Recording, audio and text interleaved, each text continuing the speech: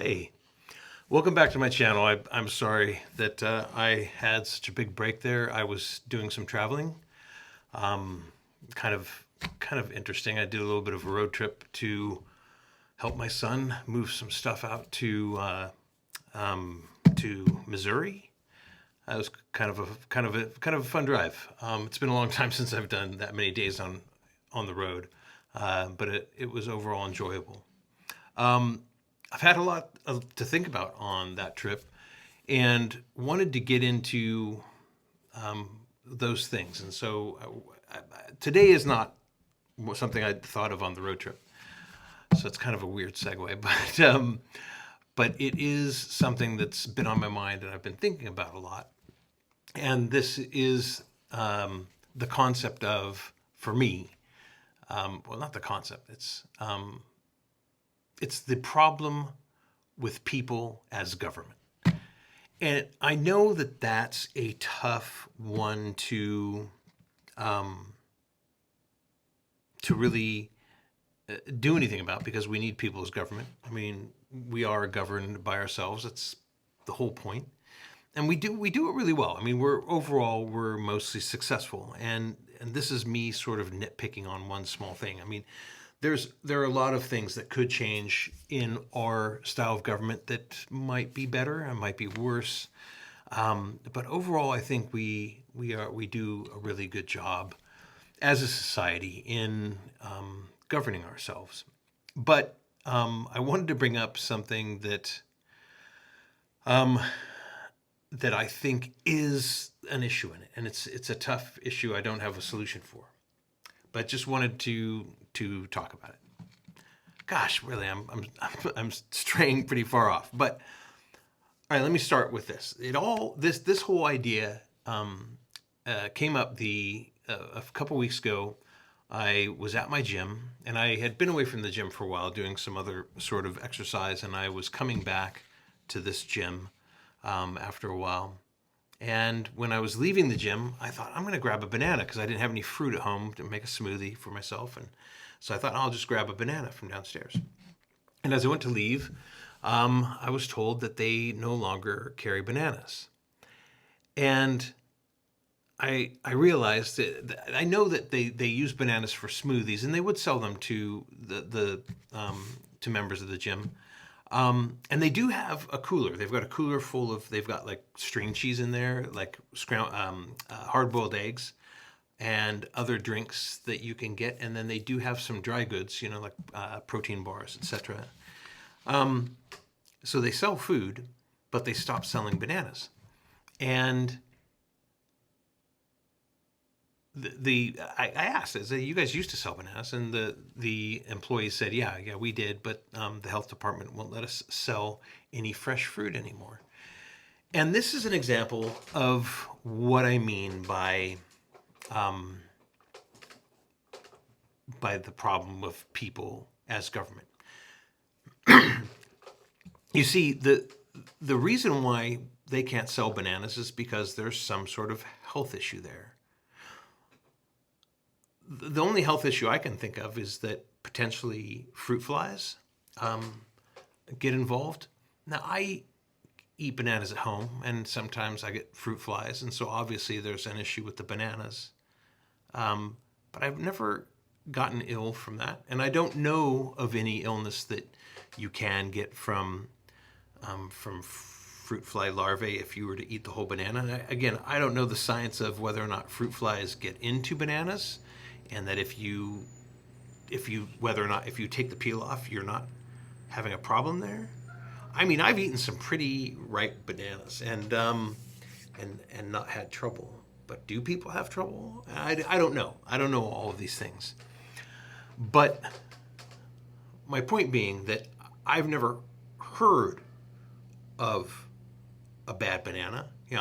I know you got to cook your chicken to eat it. Everybody knows that. I know that you should wash certain fruits before you eat them. Like we've all got those general knowledge elements of what the do's and don'ts are of food consumption. And I've never ever heard of, once a banana's too brown, it'll kill you. So I don't understand the value of why they should not be allowed to sell me bananas. The best theory that I can come up with on it is this concept that's bothered me for a long time. I do have a fair amount of involvement with governments through my work, and what I think it is that that people come into some sort of role where there are these rules that are in place, laws, and they get to a position of power where they're overseeing the health of a county, and they look at things and say, how do I make my mark? Because that's what we do. We as humans, we are looking to make our marks. We are looking to have an impact. Personally, locally, globally, we want to do things that matter. That's a part of being a human. And so when you have somebody come in and they become the director of a health district for a county, they look at the things that are in place and they say, how can I make people even safer? And that's great because they're motivated to make people safer. But there also is just a lot of safety that's already in place. And so where's the line? Like where do we say, okay, you don't need to make it safer. You just need to just be there and make sure your department is operating in a way that best serves the community.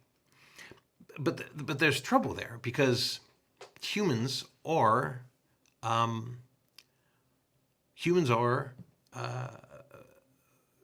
desirous to leave their mark. And when you get into a position of power where you may be able to make a change that you think betters the community, why wouldn't you make that change? Why wouldn't you change the law to make it so bananas cannot be sold in a gym because of whatever it is, the perceived threat to the general community of those bananas being sold by that gym? And I think that, I mean, the thing for me is that, or the thing that I think could be a solution is that maybe you could make a rule that if you add a regulation that you have to remove some other one, right? Like you have to dig through the books and be like, well, that's kind of stupid. We don't need that on the books anymore. But nobody wants to do that because that would create some sort of risk. I mean, if somebody then becomes hurt by whatever you took off the books, then you would be held accountable because you're the one who took it off. But we can't just keep adding rules because we create an unwieldy law book that way. And old rules do get stuck on the books for a long time. I mean, you've heard of them. You've heard of rules where there have been like a man will not be seen on Sundays between the hours of 9 and 9 a.m. and 2 p.m. in the company of a woman, like in the town square or something. Like those sort of laws exist. We've all seen them, like crazy laws that are still on books. And that's because nobody wants to undo what's in place because, well, one, there's no point in bothering looking and saying, wait, what do we not need as a society anymore? It's only ever, what do we need as a society? And all of that stems from the ego, a person who comes into control of something's desire to make a change that they'll be able to always point at and say, that was me. And as a result, we end up with things like I said, a gym that can't sell bananas to people who eat bananas regularly as a part of their nutrition program. That's it. That's my whole point.